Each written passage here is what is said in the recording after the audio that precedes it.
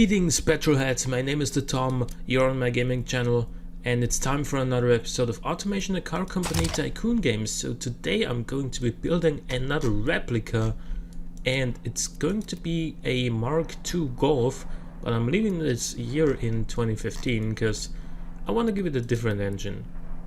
Just to, you know, spice things up a little bit, one might say. And I am going to use, wait a minute, this body shell. I was gonna, isn't there, oh there we go. I wanted the 3-door version of it, and to be totally honest, we can basically leave this body shell the same. We don't even need to flare the wheel arches or anything like that. The shape is, well, if it wasn't modeled on a Mark III Golf, then what was it modeled on? A Mark II, excuse me. So, as I said, I'm gonna give this thing a custom engine, and therefore I'm also not going to care about what materials the chassis and panels on the real car are. I would much rather give it, you know, an aluminum chassis, but we will keep it front-wheel drive, of course. Or actually, are we?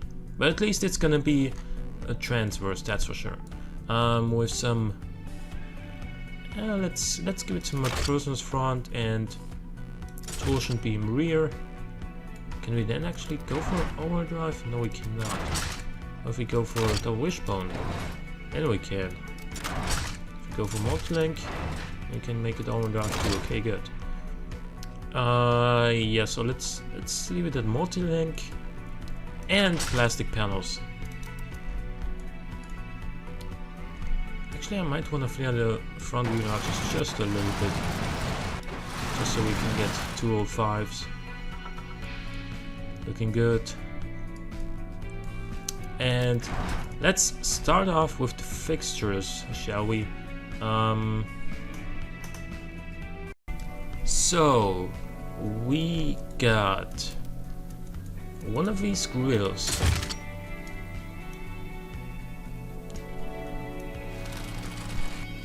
Basically like this, and inside of these grills we have some headlights that look basically like these.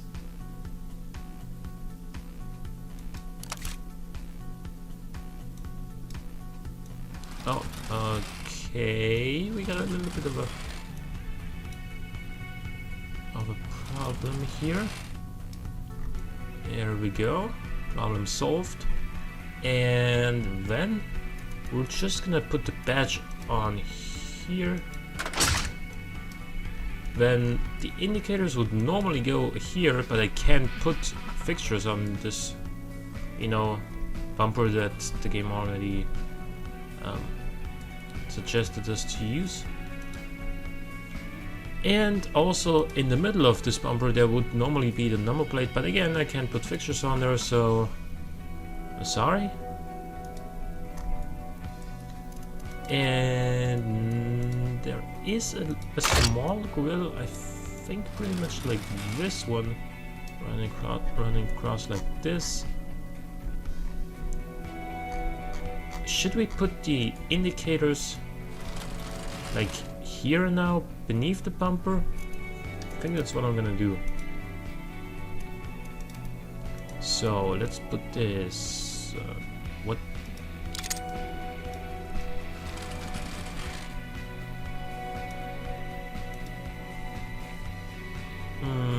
Would it be better here or here? No, definitely down there. That's also where my you know, the indicators on my Mark III Golf are. I am currently owning a Mark III Golf diesel. I'm not all that happy with it, but I'm not. It's a fine car, you know. It's a turbo diesel, and the pre-owner added a new turbo, and now it makes 120 horsepower. So it's not that slow. But all things considered, I'd still rather have another BMW like I used to. But then one day a deer decided to, you know, run right into the BMW, and then that was the end of that. Anyway, We're gonna add a couple of these like this way, right here.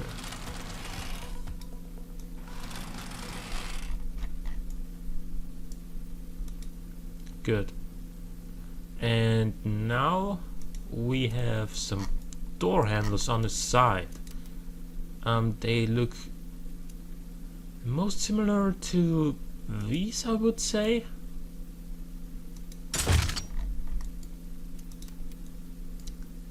Other than that, we don't really have that much going on the side, but we do have a plastic, you know, bumper around like here, like the same height as the front one and the rear one are.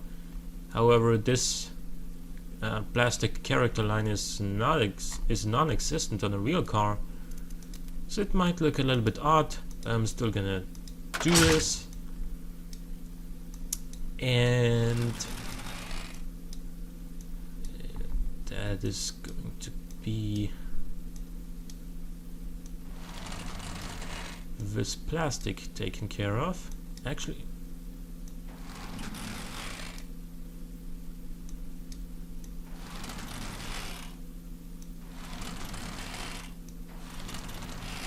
oh no, there we go. Let's leave it like this. And now we go to the taillight section of this car, where we basically have, wait a minute, there's the taillights, where we basically have a red taillight like this, running a little bit around the corner. Oh, this is really annoying.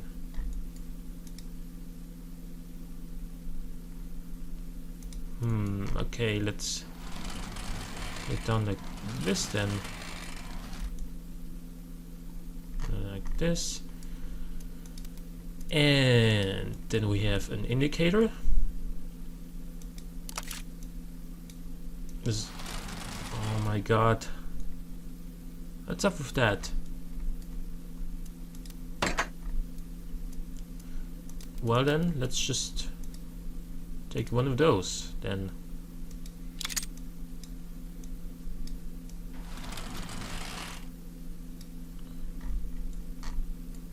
But it will be larger than this.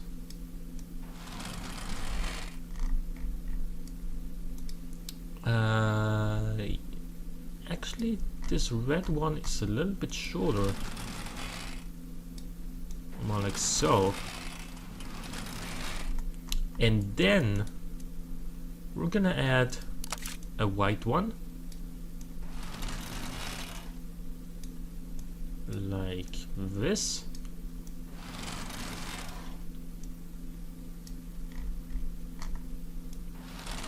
And to finish things off with this taillight arrangement, we are going to add some of these fixtures in order to create the kind of slope that you get in the real Mark II Golf.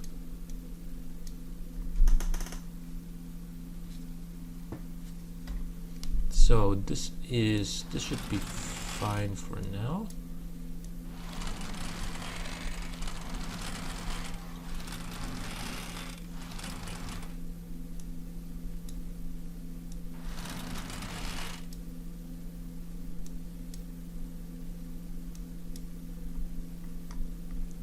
Okay, and now all we need to do is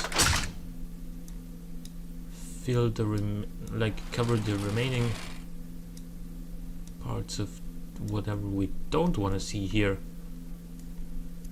As I said, I am gonna build an engine in this video, but not an engine replica of one of the Mark II Golf engines, because I feel like those were a little bit. They were lacking a little bit in excitement for my personal tastes, which is why I am going to build a rally engine for this car. according to the current WRC specs. And that is basically our tail lamp arrangement here. Now we got a number plate holder that looks basically like this, with a little bit of plastic on the top that we're gonna do using these things.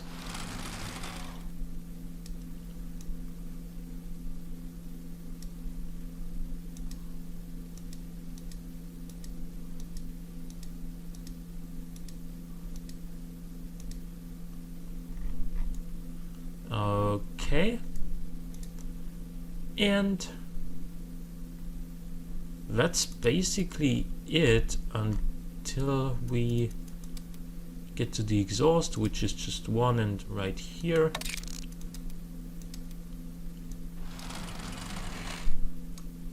Let's make it bigger though, because we are gonna give this thing a rally spec 300 horsepower engine. And this is basically it, really. Like, there's not much more in this car. And so that is going to be the MK2 Golf. And we're gonna put this thing all-wheel drive, because it will be powered by a rally engine. And let's make it wide, actually, because why not? Why the heck not? New engine. So I know many specifications of the rally specs, and I forgot there is a set maximum bore. I forgot what it was. It was like 78.5 or something like that. Actually, no, it's only a 1.6 liter anyway, so I think 75 maybe. And you can use dual overhead cams. I cannot use 5 valves per cylinder. You cannot use VVL.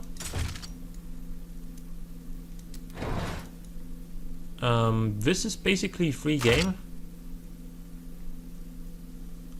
I'm gonna use I-beam steel. Actually, I'm gonna use titanium, because we're gonna rev the crap out of this thing.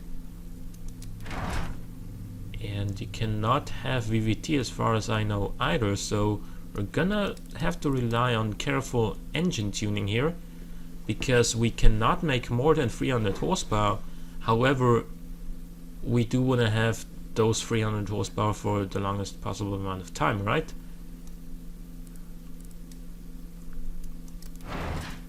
It is obviously turbocharged, and the turbine size is limited to 33 millimeters, which is really small. And with that, we need to carefully tune our compressor size, our AR ratio, and our maximum boost, so that we get a nice little you know, a very usable rev band is what I'm getting at. So I think we're gonna go for like 1.2 bars for now, which means we're probably gonna have to decrease the compression ratio a little bit further, and gonna need some direct injection. I think those aren't allowed either, individual throttle bodies, but of course a performance intake and fuel mixture, we're gonna leave it here for now. And the rev limit is set to 8,500 RPM. We're gonna give this thing like 60 ignition timing for now, and of course we need a good bit of exhaust. This is not, yeah, that is what I expected for now. Like, I like to slowly approach my target as opposed to, you know, trying to fiddle as much as I can in advance and then try and get it in the first try. So this is, we're far off our target for now, and we can definitely improve things by adding some more ignition timing, by adding some more compression to this thing,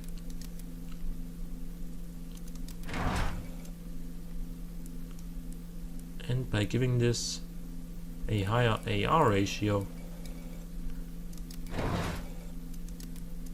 276. Well, 284. Let's decrease the compression by one more point. 286. 289.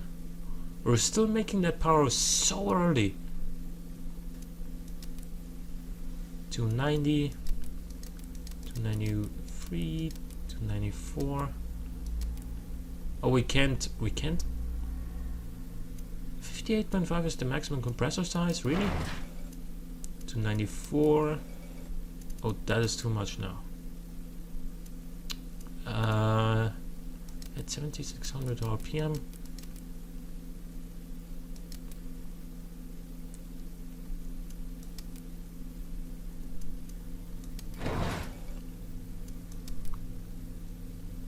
$293 still.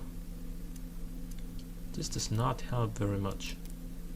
294, 295, 296, 298, 299, 301. But way too late. And now? Oh, we got 302. I'm gonna decrease this by a little bit and try and tune the ignition timing so that I can actually use the maximum power effectively, like 8300, 8200, 8200, yeah. Now I can probably decrease this a little bit, the fuel mixture, because I can increase the compression again. Like so.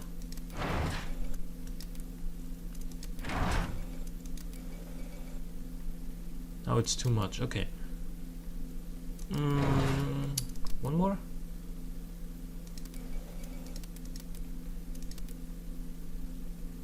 Okay, this is fine apparently. Bottom end this part is reducing the reliability as it is starting to reach its RPM limit. This part is restricting airflow through the engine. What is that? That is probably the turbine, if I had to guess. And this is the intercooler, but we do have a water to air medium size intercooler, so I don't really know what this is all about. However, you can see here that this power curve, like here, from about 6,700 or something all the way to the top, you get a very nice usable power band.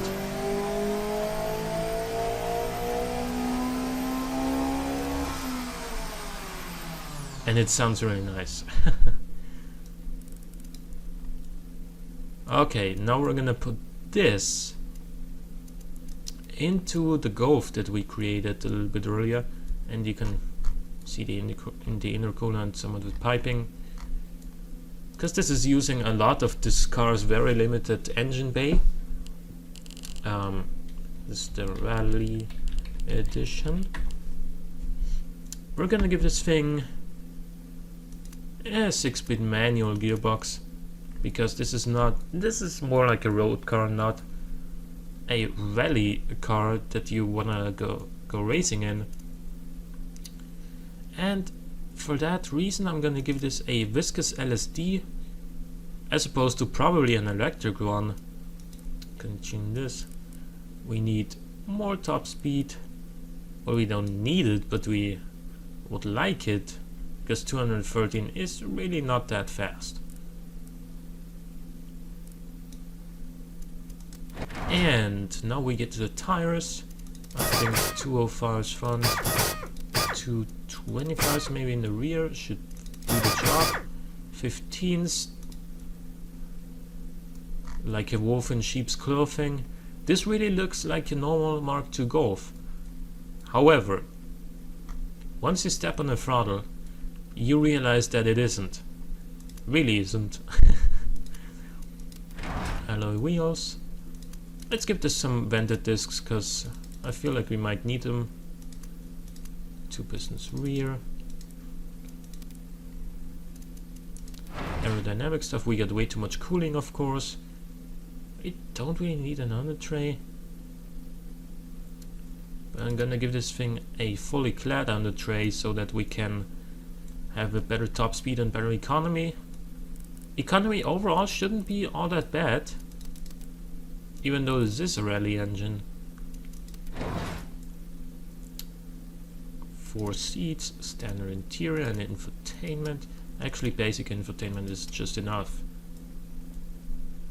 Since this is a manual gearbox, and you know, launch control on manual gearboxes is always a little bit cumbersome, I'm not gonna give it launch control, but I am gonna give it traction and stability control and standard safety.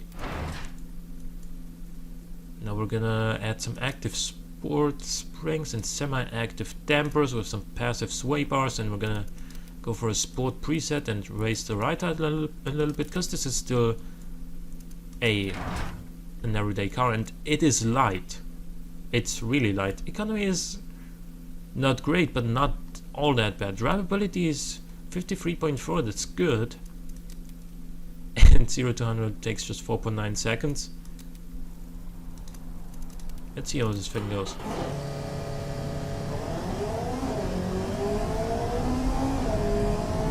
Oh yeah, in the lower RPMs the turbo lag is really... The turbo lag is real.